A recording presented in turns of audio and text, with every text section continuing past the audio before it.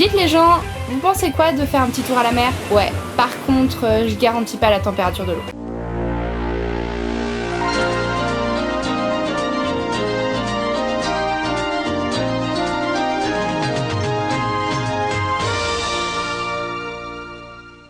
Alors, La Petite Sirène 2 sortie directement en vidéo en 2000 est la suite de La Petite Sirène. Et c'est déjà un début. On retrouve notre chère Ariel qui va présenter Mélodie à toute sa famille, son premier enfant, mais surtout le premier bébé à avoir des origines sirènes.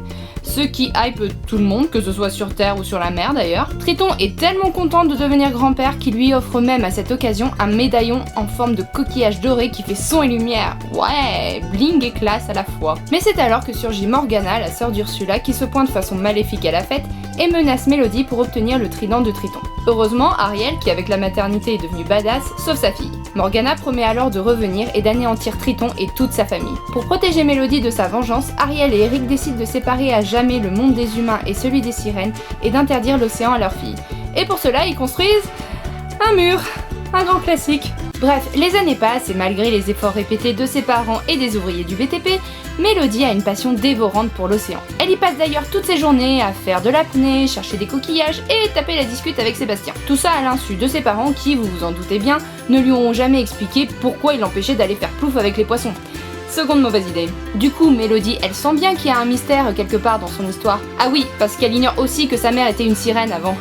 Troisième mauvaise idée. Et après une fête désastreuse, la découverte de son médaillon qu'elle a repêché plus tôt et une engueulade avec sa mère, elle décide de mener sa propre enquête et de fuguer en mer. Bon, ça reste toujours une mauvaise idée, mais rappelez-vous qu'à ce petit jeu, ses parents ont déjà 2 points d'avance. Bref, en chemin, elle tombe sur Morgana qui se cache au pôle Nord depuis ses 12 dernières années et qui, grâce à une potion de sa sœur, la transforme en sirène. Évidemment, ce n'est qu'une manœuvre de la sorcière pour mieux la manipuler et récupérer le trident. Et c'est d'ailleurs avec un jeu d'acteur digne d'une star de telenovela qu'elle la convainc de se rendre à Atlantica. Mélodie fait ensuite la rencontre de Tip et Flash, un manchot et un morse qui essayent désespérément de devenir des héros malgré leur tempérament de froussard, et je viens de me rappeler que ces deux-là n'ont pas une grande utilité dans le film, donc on va plutôt passer à la suite. Donc Mélodie vole le trident et le ramène à Morgana.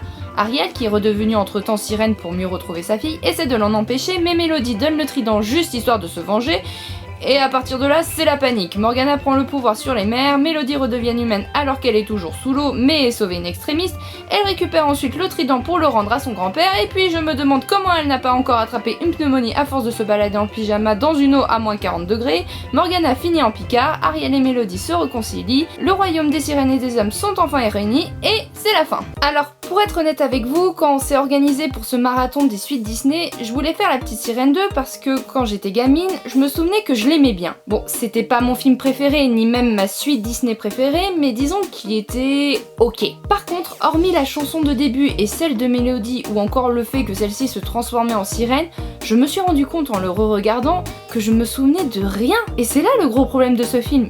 Il est super oubliable. C'est dommage parce que la première partie du film est pourtant sympa et bien fichue.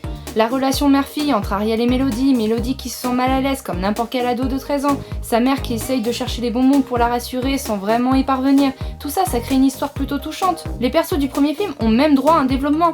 Ariel est passée d'une ado amoureuse et naïve à une mère courageuse mais super inquiète, Polochon n'est plus aussi froussard qu'avant, et Triton est devenu un papy gâteux.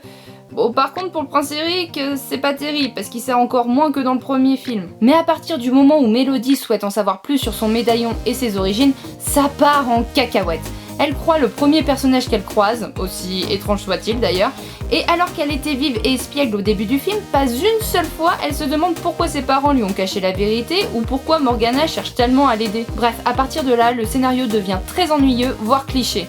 Sans compter que les deux sidekicks de l'article là ne servent littéralement à rien et ont une personnalité proche du zéro absolu. C'est à peine si on se souvient de leur nom. Le pire, c'est que le film est pourtant servi par un bon casting. Les doubleurs d'Ariel et d'Eric ont repris leur rôle, tout comme Gérard Hernandez pour Eureka ou Éric Métayer pour l'Hippocampe. Même Michel Dax, qui avait doublé Ursula, a endossé ici le rôle de Morgana. Pour ce qui est des nouvelles voix, on a le droit à Laurent Gérard pour Tip et Flash, mais on note surtout la présence de Donald Renew.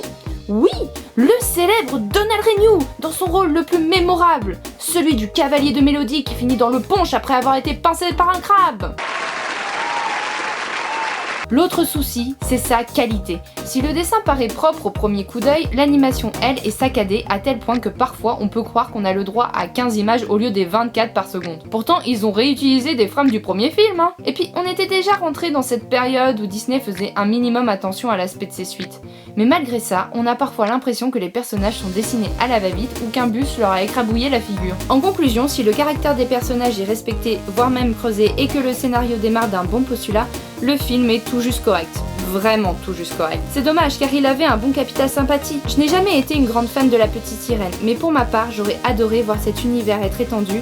Pourquoi pas avec des légendes maritimes par exemple. Alors comme d'hab, j'espère que cet épisode vous aura plu. Continuez à nous suivre sur nos réseaux sociaux, abonnez-vous à la chaîne si c'est pas fait, et restez attentifs à la sortie du prochain épisode.